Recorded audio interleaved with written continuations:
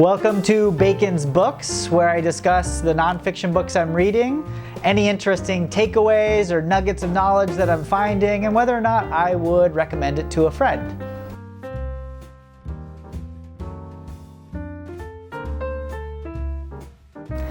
So up today is Hello World, Being Human in the Age of Algorithms by Hannah Fry. So I'm fascinated by this genre of book that's about technology, how AI and computers are affecting society and having a really dramatic impact on society. I think this is endlessly fascinating. The implications of how the future will look like and how we're going to work and play. All these things are going to come into focus now that we're living in this age of the algorithm.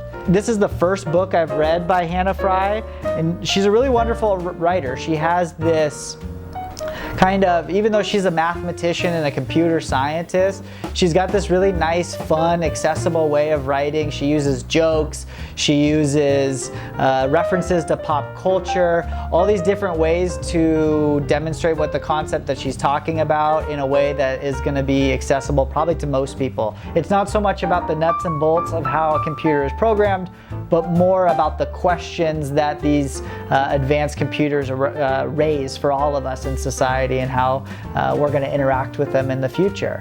So you certainly do not need to be any sort of computer expert to really enjoy this book. So what she does is she goes through a number of different areas and illustrates how algorithms and different computer programs are playing such a big impact and a big role going forward. So things like the criminal justice system, off-road racing, even art is being affected by these algorithms, and she goes and shows how that's happening and maybe what the implications of that are and what decisions need to be made about it. I think one of the good examples is self-driving cars. So we've all heard about self-driving cars at this point. They're already partly on the road. Tesla's got a self-driving feature, and Google's testing out some things on different roads. So we know that's coming. Me personally, I think that's a great development. I've always looked forward to that. I live here in LA where traffic is no fun, so I'd much rather spend that time rather than staring at the car in front of me. I'd rather, read a book, have a conversation, watch a movie, basically anything, but sit there in traffic. So I've always looked forward to self-driving cars. But what Hannah Fry discusses is really interesting because it's not so simple. Sure, we can program the cars to stop at red lights, make left turns, make right turns, scan for pedestrians, all of that. Of course, we're doing that. But there's a certain point when we're going to have to ask the algorithm to make more complex decisions. So if there's people in the car and there's people outside of the car, who should the algorithm prioritize? Whose safety should the algorithm prioritize? Which is a really fascinating kind of philosophical idea. Should the algorithm prioritize the driver and the passenger or the people walking around?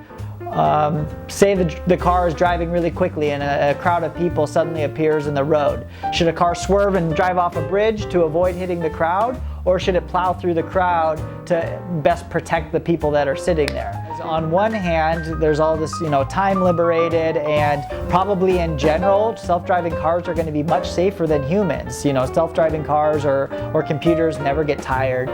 They never get distracted. They always follow the rules. And we all know that humans do not. But so at what level are we going to, or what standard are we going to hold these self-driving cars to? Do they need to be better than human?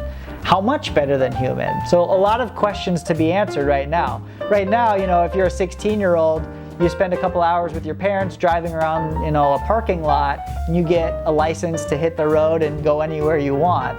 So at what level are we going to give computers that sort of same freedom? It's a really fascinating thing to think about. It kind of gets into like a philosophical debate on where the line is and who's making those decisions. So really fascinating. I recommend the book.